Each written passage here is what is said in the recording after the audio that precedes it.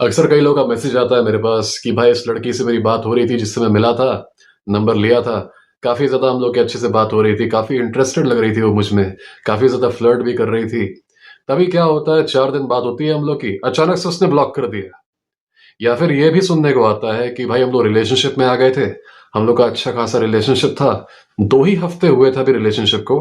अचानक से वो कहती है कि यार एक्चुअली मुझे अच्छा नहीं लग रहा एंड लेट्स ब्रेक अप। अचानक से वो ब्रेकअप कर लेती है। काफ़ी कन्फ्यूज़िंग लगता होगा तुम लोगों को, क्यों? कि वो लड़की मेरे पीछे पागल थी, मुझे काफ़ी पसंद करती थी, अचानक से ब्रेकअप क्यों कर लिया उसने? What the hell is happening? तुम्हारे लॉजिकल ब्रेन के हिसाब से ये चीज़ काफ़ी अजीब है, I understand that it's very, very strange, पर इसको समझना काफ़ी सिंपल है। देखो, इसका रीज़न ये है कि लड़कियों का जो सोचने का तरीका होता है, जो दिमाग होता है, वो काफ़ी chaotic होता है।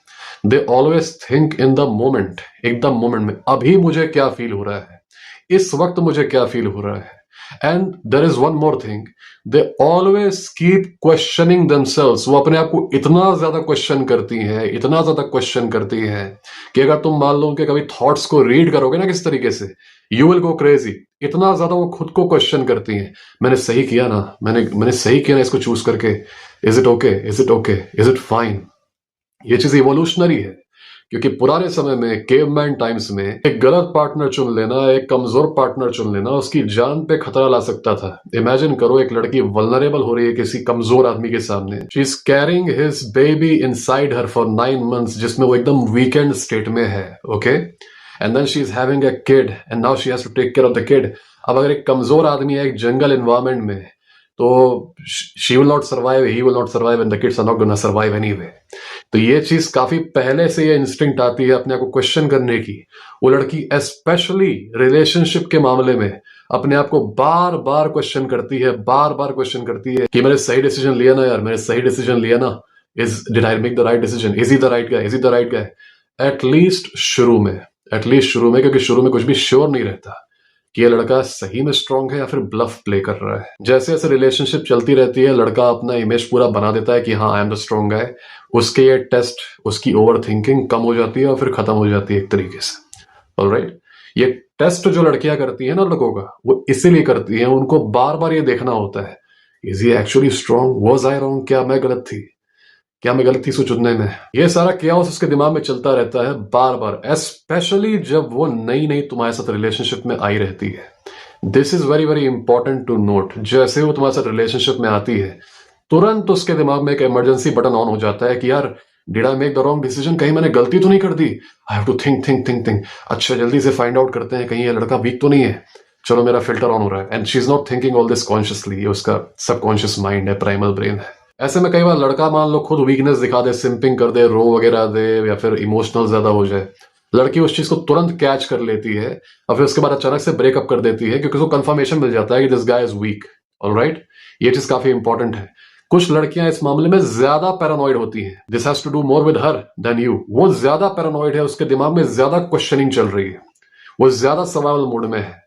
तो वो कभी कभी ऐसा होगा कि you will do everything right, you will do everything right, तुम कोई वीकनेस नहीं दिखाओगे, तब भी अपने पागलपन में आके, अपने पैरानोया में आके वो तुमसे ब्रेकअप कर लेगी, क्योंकि वो इतने सारे डाउट्स को हैंडल नहीं कर पा रही। तुमने सब कुछ अच्छे से किया, you did everything well, but even then she is having a lot of doubts, और she is being overwhelmed by those doubts.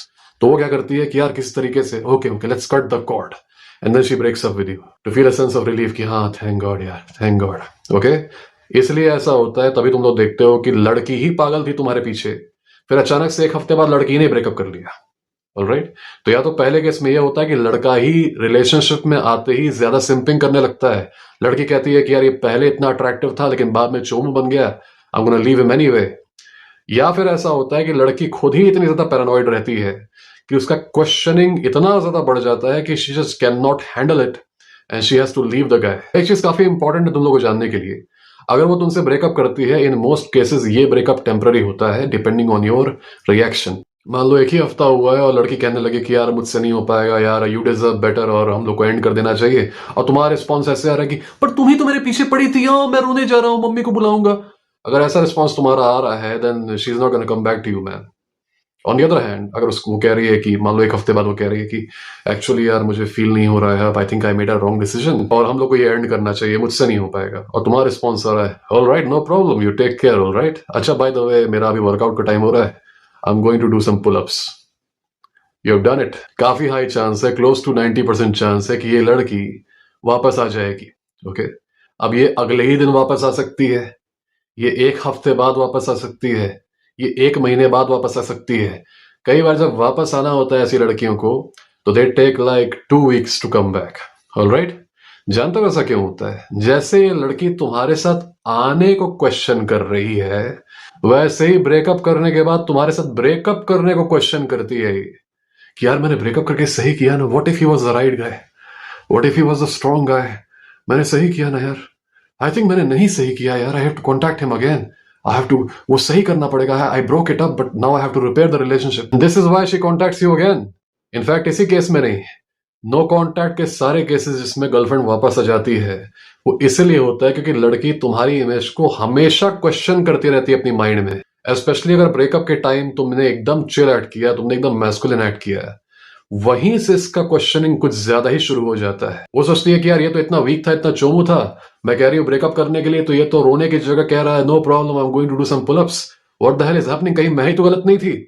And then जब नो कांटेक्ट बढ़ता है, उसके दिमाग में और ज्यादा पैरानोया आता है कि यार I made mistake, I was wrong. Because of this questioning and because she wants to see whether she was right or wrong, she comes back to you. And when she comes back to you, based on how you behave, उसके दिमाग में एक नई image बनती है तुम्हारी कि या तो तुम स्ट्रांग हो या अभी भी वीक हो। याद रखो कि कौन लड़की कितनी ज्यादा पैरानॉइड है, ये लड़की पे डिपेंड करता है। कुछ लड़कियां बहुत ही कम पैरानॉइड होती हैं, कुछ लड़कियां बहुत ही ज्यादा पैरानॉइड होती हैं। सर्वाइवल इंस्टिंक्ट के साथ साथ उनको समाज का भी डर लगता है, उनको अपनी फ्रेंड्स का भी डर लगता है कि यार मेरी फ्रेंड्स इसको अप्रूव नहीं कर रही, मतलब प्री सिलेक्शन नहीं है, फ्रेंड्स इसको पसंद नहीं कर रही, तो मुझे क्यों पसंद आ रहा है, मैं तब भी इसको डेट करूंगी तो फ्रेंड्स मेरा मजाक उड़ाएंगी।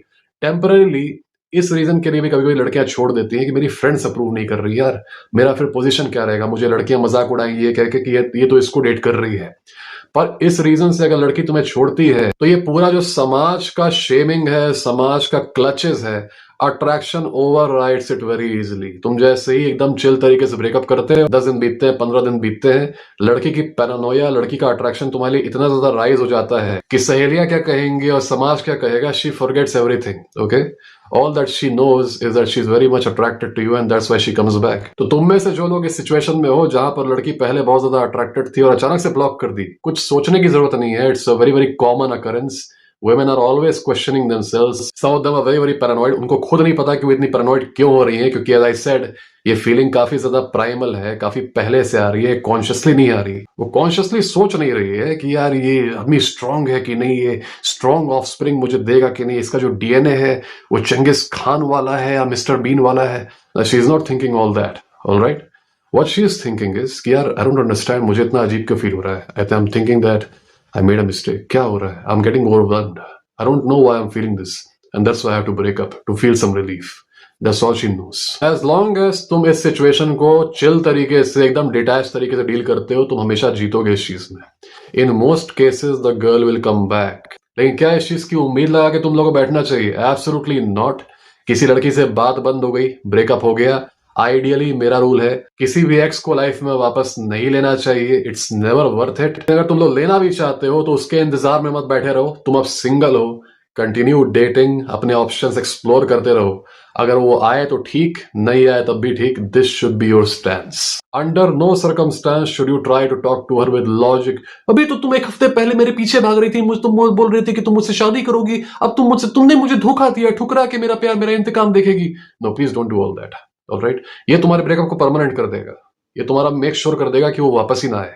क्योंकि लड़की क्वेश्चन कर रही है, is he weak, she is questioning, and then you show her the evidence that she is right. तुम कोई एम्बिग्युइटी भी नहीं छोड़ते उसके दिमाग में, तुम दिखा देते हो कि हाँ, you are weak. Alright, so be more centered. You yourself are enough. Female attraction is a side effect of who you are. It keeps coming into your life, man. Women come and go.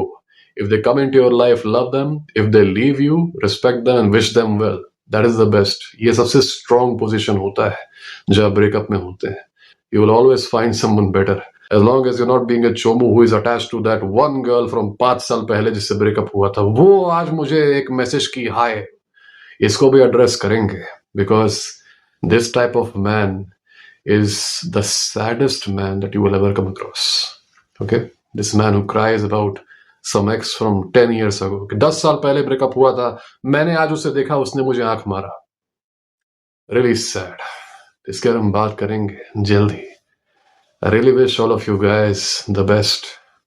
Take care of yourselves. God bless you all.